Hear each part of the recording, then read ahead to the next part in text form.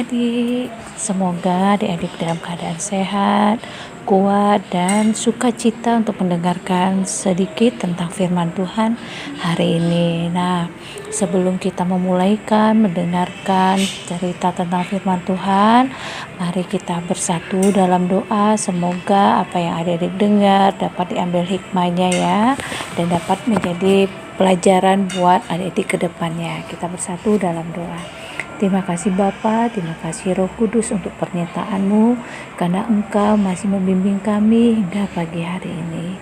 Bapa yang baik, di pagi hari ini kami ingin membaca sedikit tentang firman-Mu. Biarlah apa yang kami baca Engkau selalu mengurapi, dan kami adik-adik pelayan dapat mendengar dan dapat mempelajari setiap isi firman-Mu. Kami serahkan semua Bapa, pembacaan firman kami hanya ke dalam tangan-Mu. Amin. Adik-adik udah pada pegang Alkitab belum? Kalau udah, mari kita buka dari 1 Korintus 1 ayat 1 sampai 9. Kita bacanya bersama-sama ya. 1 Korintus 1 ayat 1 sampai 9. Salam dari Paulus yang oleh kehendak Allah dipanggil menjadi Rasul Kristus Yesus, dan dari Sostenes saudara kita, kepada jemaat Allah di Korintus, yaitu mereka yang dikuduskan dalam Kristus Yesus dan yang dipanggil menjadi anggota orang-orang kudus, dengan semua orang di segala tempat yang berseru kepada nama Tuhan kita Yesus Kristus, yaitu Tuhan mereka dan Tuhan kita. Kasih karunia dan damai sejahtera dari Allah Bapa kita dan dari Tuhan Yesus Kristus menyertai kamu. Ungkapan syukur.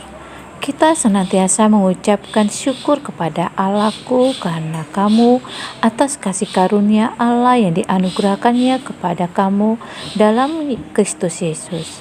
Sebab di dalam Dia kamu telah menjadi kaya dalam segala hal, dalam segala macam perkataan dan segala macam pengetahuan, sesuai dengan kesaksian tentang Kristus yang telah diteguhkan di antara kamu. Demikianlah kamu tidak kekurangan dalam suatu karunia pun, sementara kamu menantikan pernyataan Tuhan kita Yesus Kristus. Ia juga akan meneguhkan kamu sampai kepada kesudahannya, sehingga kamu tak bercacat pada hari Tuhan kita Yesus Kristus. Allah yang memanggil kamu kepada persekutuan dengan anaknya Yesus Kristus, Tuhan kita adalah setia. Nah, itu pembacaan firman Tuhan kita hari ini. Nah, untuk tema kita atau judul pembacaan kita, pelajaran menjadi saksi Kristus dengan sukacita. Judulnya menjadi saksi Kristus dengan sukacita. Nah, adik-adik, siapa di antara adik-adik yang pernah mendengar tentang saksi Kristus? Ada yang tahu? Iya. Saksi Kristus adalah orang-orang yang selalu menceritakan tentang Tuhan Yesus dan segala hal yang diajarkan oleh Yesus. Siapa saja saksi Kristus? Ada yang tahu enggak? Oke, supaya adik-adik tahu atau adik-adik mau tahu jawabannya, mari kita udah baca tadi dari 1 Korintus ayat 1 sampai 9. Nah, adik-adik, kota Korintus adalah kota yang sangat strategis dan terkenal sebagai kota perdagangan. Mengapa ya? Karena kedua kota itu memiliki 2 pelabuhan. Lekhum di sebelah utara kota Korintus dan Kenkrea di sebelah timur Teluk Saronik. Nah, yang menguasai persimpangan internasional yaitu penghubungan perdagangan antara barat dan timur. Karena itulah kota Korintus sangat berkembang menjadi sebuah kota perdagangan yang cenderung menghasilkan berbagai macam barang mewah maupun berbagai macam karya seni yang indah. Tetapi di sisi lain, kota ini juga terkenal dengan kejahatannya. Inilah tentang dan tugas bagi kehidupan persekutuan jemaat Kristus. Nah, adik-adik, karena itulah Rasul Paulus menuliskan surat untuk jemaat Kristus dalam rangka membantu untuk menyingkap berbagai masalah dan pergumulan yang dihadapi jemaat. Secara khusus memberikan panduan yang benar tentang sikap hidup orang Kristen di tengah masyarakat yang penuh dengan kejahatan, yaitu agar jemaat Korintus dapat bersama menjaga kesatuan jemaat dan imannya hanya pada Yesus Kristus. Surat Korintus 1 ayat 1-9 merupakan teks yang terbagi dua bagian. Pertama, ayat 1-3 dan bagian yang kedua ayat 4-9. Nah, bagian pertama ini merupakan pembukaan yang disampaikan oleh Paulus untuk jemaat di Korintus. Nah, pembuka ini hanya sekedar memberikan salam, tetapi di dalamnya telah mengandung sebuah pesan yang bermakna bagi kehidupan jemaat di Korintus. Nah, antara lain adalah untuk ayat pertama dengan sebuah pernyataan yang hendak mengukuhkan dan memberitahukan bahwa tugas yang dijalankan merupakan sebuah penugasan dari Allah. Hal ini yang dilakukan oleh Rasul Paulus dalam rangka menghadapi para pengajar palsu yang hadir di tengah kehidupan jemaat. Nah, ayat keduanya, Rasul Paulus menyampaikan salam untuk jemaat Korintus dengan menyatakan sapaan salam yang disampaikan oleh Rasul Paulus ini merupakan sebuah peringatan bagi jemaat di Korintus agar mereka dapat menyadari bahwa mereka adalah milik Allah karena yang telah dikuduskan oleh karya Yesus Kristus. Nah, ayat yang ketiganya dengan sebuah doa berkat bagi jemaat Korintus agar kemurahan Allah melalui kasih karunia-Nya dapat selalu menyertai kehidupan jemaat untuk terus melakukan kehendak Allah dan merasakan serta menghadirkan damai sejahtera. Amin. Nah, untuk bagian yang keduanya dari 4-9 itu merupakan bagian di dalamnya berisi sebuah inti pengajaran iman Kristen yang harus dipahami oleh semua jemaat di Korintus.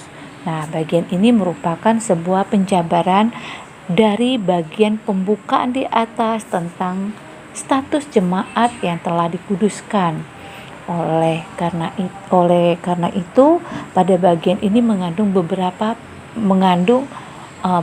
pesan. Yang pertama, Rasul Paulus itu mengucap terima kasih, mengucap syukur karena karunia Allah yang dianugerahkan dalam kehidupan jemaat diperkayakan dengan karunia Allah anugerah bagi jemaat. Nah, karunia dalam segala hal agar jemaat dapat hidup dalam kebenaran Allah dan memberitakan kebenaran firman Allah. Bagi mereka yang masih hidup di dalam kehidupan duniawi.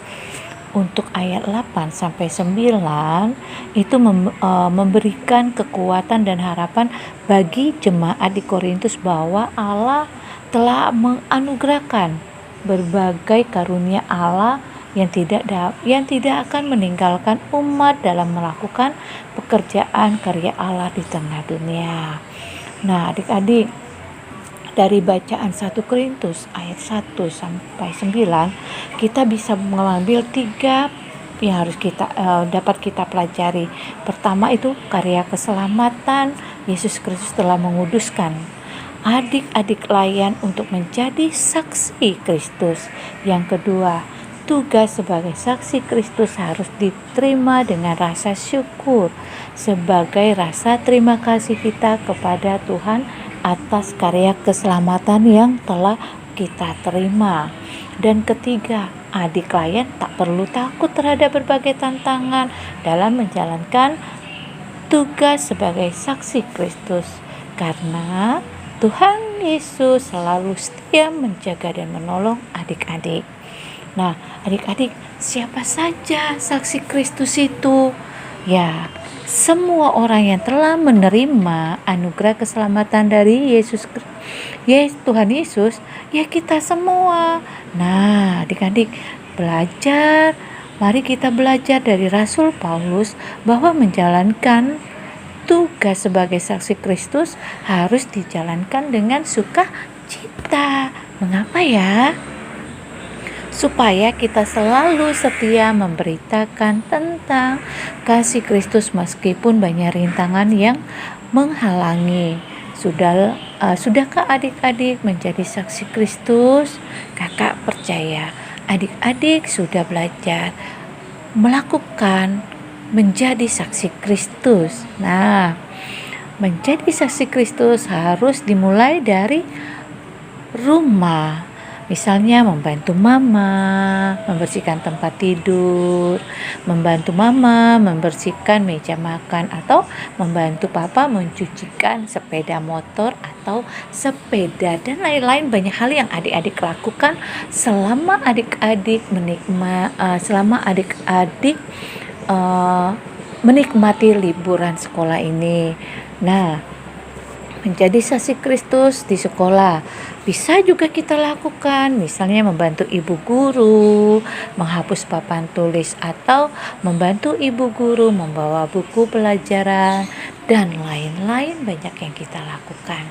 Nah, adik-adik, inilah firman Tuhan yang setelah kita baca dan kita dengarkan, semoga adik-adik bisa menjalankan dalam kehidupan adik-adik di rumah terlebih dahulu, membantu mama dan papa.